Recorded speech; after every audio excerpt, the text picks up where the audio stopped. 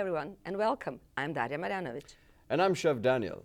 For the next half hour, join us as we trace the journey of the first generation of Hubert H. Humphrey Fellows at the Walter Cronkite School of Journalism and Mass Communication. Change is a word we hear very often, and we all expect change to be one big, life-altering event. But the most significant change often happens in small, incremental steps. The 10 Humphrey Fellows who arrived in Phoenix, Arizona in the middle of the simmering summer of 2010 experienced change that was both significant and sometimes uncomfortable. This is the story of that incredible journey of 10 months. Let's hear what some of our Humphrey colleagues had to say about their first few days in the desert. I was one of the lucky Humphrey Fellows, which was welcomed by rain in Phoenix, and the weather that day was pretty much fine, only to kind of get worse the next morning. The biggest challenge was heating, because but actually I was in Tucson for pre-academic course for 2 months from July, and so it means I know about how heaty in Arizona. But when I came in Phoenix, it was more hotter than the Tucson, and it was the biggest challenge. We learned about this. Phoenix is the 5th largest city in America, and it should be crowded, and there's 3 million population in there. So when we arrived here, I was looking for the people. 2 days I was just looking for the people, and I didn't find so many people. I imagined that Phoenix would be a very big city, lots of skyscrapers and a lot of people around the street and something like that. But when I came here, it was totally different experience. I was completely in cultural shock, jet lags. It lasted me like 1.5 months, not 1 week. I really had never heard of Phoenix, so I had to go for a big Google search. But when you go to a new place, every time it's filled with curiosity. That's the best of the times, that's the worst of the times. You don't know about places, you don't know about people, you don't know a lot of things. But this always transforms into an advantage when you become more curious. You walk to people, you ask very minor questions, and your ignorance about a lot of things leads to building up good friendships. So that's what initially happened to me. Just after 10 days of my arrival, it was the month of Ramadan, the month of fasting for Muslim. And coupled with the heat and obviously with we were trying to adjust with the environment here. So it was pretty much difficult the first month, but of course everything was new and I was kind of enjoying it. Well, it certainly wasn't cakewalk at the start, was it?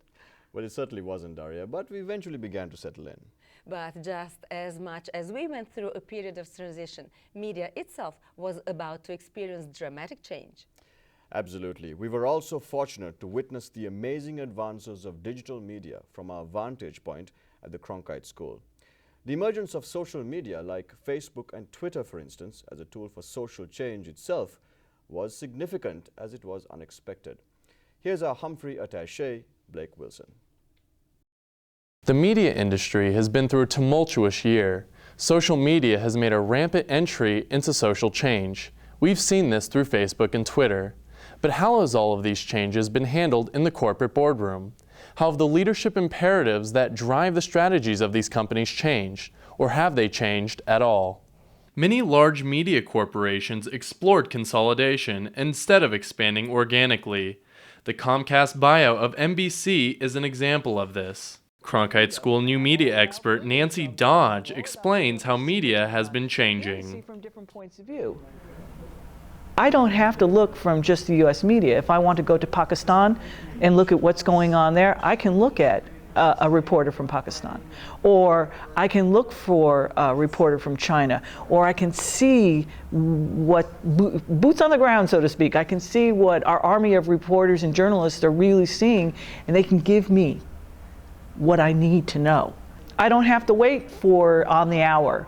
I don't have to wait for the evening news. I don't have to wait. However, many of these companies still grapple with finding a successful business model to keep up with the changing media trends. The Wall Street Journal instated a paywall model for their website, which was met with opposition. More recently, the New York Times followed suit.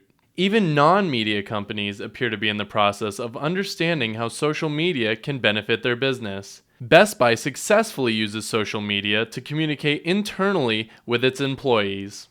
How will all of this play out in the future? We can only wait and find out.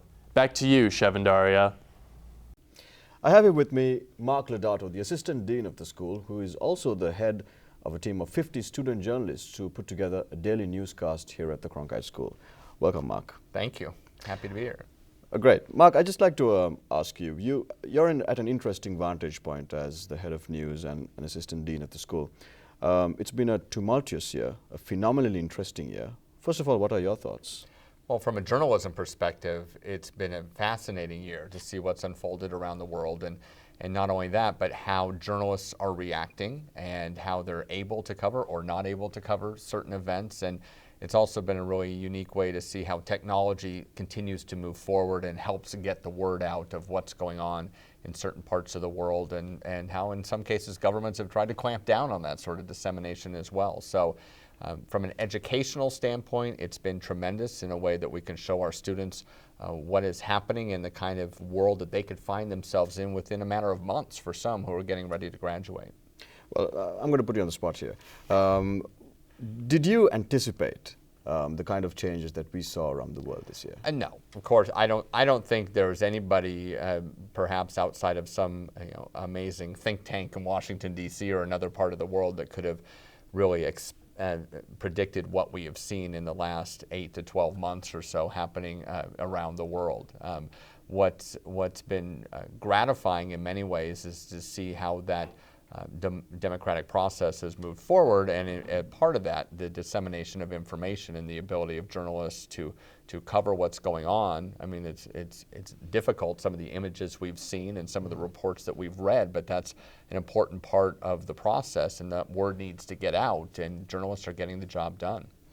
Well, that brings us to an important point. Do you think that, in your opinion, the American public have somehow begun to understand the world dynamic a little more, or? Sure, I think so. The reality is there's often been a complaint that the greater American public has not paid a close enough attention to what's going on around the world and outside of the United States, and some of that is certainly legitimate. But when you have these sort of amazing world events going on and true systemic change, then they can't help but sit up and take notice. And the good thing is, I think the way we're able to cover these stories is it's getting in front of the average viewer or average reader faster and in a more complete way than ever before. And so they're going to be more informed when all is said and done. So take us through this. Egypt was, falling, the regime in Egypt rather, and Libya began. What were the thoughts going on in your mind? And how did you lead your students through all of this? Well, what we really tried to do is look at it from an educational process. Right. And what was fascinating was to literally see some of the students who were sitting in our classrooms 3 or 4 years ago were there covering this story. And so it's a tremendous opportunity for us to reach out. We even did a Skype Q&A with one of our former students who was in Egypt on the ground reporting for multiple clients. He was in essence freelancing or stringing for CNN and other outlets, and he's on the ground capturing video of the protests and demonstration and clashes and everything. And then so as a journalism educator, we grab that person, we hook them up, and we're able to help our students understand exactly what's going on through the eyes of someone who's been through our program not much earlier than where these students are right now. So it's only been a couple years. So that's what we really look for, are ways that the stories are being covered and the issues are being shaped, and try and take what we see and bring that into the classroom for our students. And sometimes we can do that very effectively, and that was a good example. It was fantastic having you here, Mark. Thank you. Absolutely. Social media played a significant impact in the American midterm elections we witnessed in November 2010. This election, with its key issues of healthcare, immigration, and the economy, among other things, put an interesting spin on American life. And the Humphrey Fellows were in the American West, experiencing it all firsthand. Once again, here's Blake. The word change was the banner that united the nation in 2008. But perhaps America didn't contend for the sort of change that it would experience over the next few years. By 2011, political upheavals, controversial policies, and catastrophic events challenged social order. In November 2010, America saw the political pendulum swing in the opposite direction from the 2008 Democratic takeover. Americans seemed impatient and disgruntled with the state of the nation. The Republican Party took a large majority in the House of Representatives, providing a challenging situation to President Obama. The dizzying speed of this change has historical precedence, but is still a rarity in recent American politics. One of the epicenters of American change over the past year has been Arizona and their fiery debate over immigration. The SB 1070 bill was signed in April of 2010, causing reverberations across the political divide. The Humphrey Fellows had the opportunity to visit with controversial Sheriff Joe Arpaio earlier in the academic year. The sheriff is considered to be one of the chief figures in championing tougher immigration laws. He has often taken it upon himself to enforce these strict measures against illegal immigrants. The dawning of the year 2011 saw an event that shook the heart of America. Congresswoman Gabrielle Giffords was shot in the head at point-blank range while addressing the community in Tucson, Arizona. The gunman took away the lives of 6 other people before being apprehended by police with the help of a few heroic witnesses. Living and working in Arizona has given the Humphrey Fellows a grandstand view of change in America. They have not just watched it on television, but experienced it firsthand and seen how Americans have reacted to it. On behalf of the Humphrey Fellows, I'm Blake Wilson. Back to you guys. Tosha Ognjanov, a journalist from Macedonia, has also spent a year at the Cronkite School. Tosha is on a State Department program similar to the Humphrey Fellowship. Tosha had the opportunity to work closely with the Humphrey Fellows and build a strong bond of friendship with many of them. So Tosha, what are your thoughts on the recent changes in politics, in media, in the world altogether during this year? Hello, Daria. For this year, first I would like to say that we were kind of lucky to be in the United States in the past months, because especially in the last year was something when many crucial things were happening in the world. For example, and also in the States, starting in America, we had chance to have the midterm elections. Then there was the Tucson shooting.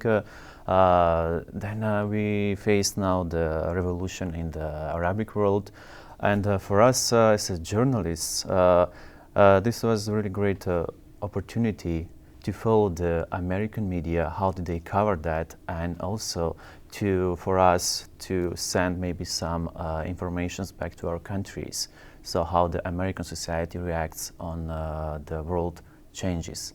I would say that it was a really big experience, good chance for us, and definitely after this year we can say that the world is changing, and also United States, and they are changing. You have adopted into the Humphrey family. You have made pretty strong bonds of friendship with some of us. How did it change you? Did it change you? Yes, that's definitely the best answer for that question, because yeah, there was a change. This year was kind of education. We were learning from each other all the time. So I'm here one. I was learning from you, from the Humphreys. So from the first day when I came here, when I was wondering if they will accept me like a friend. Today I can say that I'm definitely part of that family, and today I have big international experience thanks to the Humphreys. And thank you. Thank you.